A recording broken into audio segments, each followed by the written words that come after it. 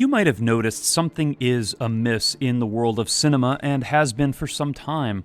For the past few years, studios have been following a very predictable formula. A beloved franchise is obtained by a studio which soon announces a reboot is in progress. While preserving certain stylistic elements of the original franchise, the reboot generally, however, deviates from the original in fundamental ways. The moral framework of the original is chucked in favor of a gray moral ambiguity. The straightforward plot lines of the old franchise are replaced by complicated, convoluted plots that are difficult to follow. Social messaging is shoehorned into the project in a cringeworthy attempt to update the franchise for modern audiences. Characters are needlessly race and gender swapped. Shoddy writing leaves us with characters whose motivations are at best uncertain and at worst positively illogical. The film has little sense of unity, whether in terms of plot, tone, or character, having instead the nature of a committee production cobbled together by a focus group. What is retained from the original is generally incidental, member berries thrown in for nostalgia and marketing purposes. In short, the aesthetic of the original is preserved, while everything that made the original great is jettisoned. Fans of the original franchise are understandably upset by these developments. They take to YouTube and Twitter to make their displeasure known. This is not faithful to the source material, they protest, recognizing that the studio's reboot is little more than a rapacious cash grab with no fidelity to the intellectual properties they are destroying. But the studios have anticipated this critique and they have a canned response. If you don't like this, you must be sexist, or racist, a troll, incel, part of a toxic fandom. Bad reviews are blamed on review bombing by trolls. And by contextualizing their creative wreck as a service to the cause of social progress, legitimate criticism is deflected. Fan anger is invalidated. Fans are blamed for being upset by the studio's perversion of the intellectual property it is responsible for. And the resultant hubbub generates online discussion, resulting in free publicity for the project. This has become such a common procedure, it almost constitutes the default marketing plan for today's studios, a tactic commonly known as fan blaming. This represents a total inversion of the way studios should relate to their fans.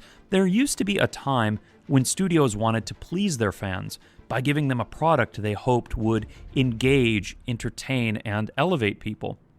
A fan is not owed to you, a fan is earned by producing a quality product that contributes something to their life.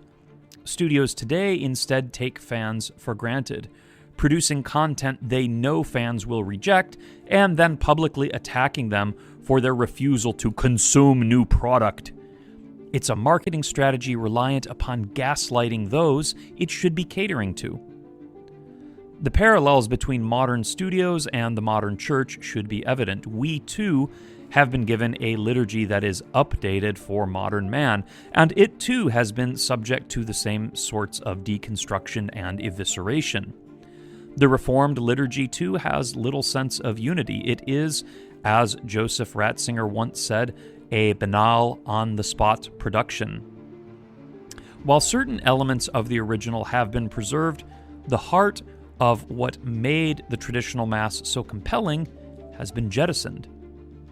In this case, the fans are Catholics who love our traditions and rightfully bristle at seeing them deconstructed. But, like the Tolkien fan who objects to the bastardization of Middle-earth, the Catholic who protests what has been done to the liturgy is demonized.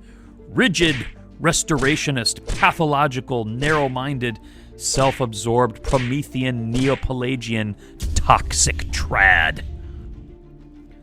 Legitimate criticism of the status quo is deflected. The concerns of the faithful are invalidated. The faithful are blamed for not enthusiastically embracing the church's project of auto-demolition. Now, the parallels I have sketched here are not incidental.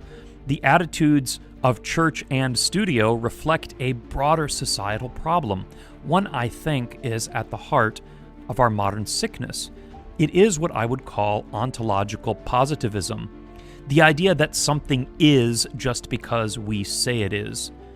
Ontological positivism is the modern presumption that we can create anything we wish by mere diktat, contrary to tradition, culture, or even nature. Our faith tells us that in the beginning, God created the world ex nihilo, out of nothing. Today, man believes he can create ex nihilo, unlimited by any bounds set upon him. This is antithetical to any concept of heritage. The word heritage comes from the Old French héritage, which means that which is heritable, able to be passed on, an heirloom, or something that is transmitted from one generation to the next, a generational gift. If, however, we can create whatever reality we desire by mere decree, if we feel unbounded by what is passed on, if we feel no obligation to the gift, then the concept of heritage necessarily suffers.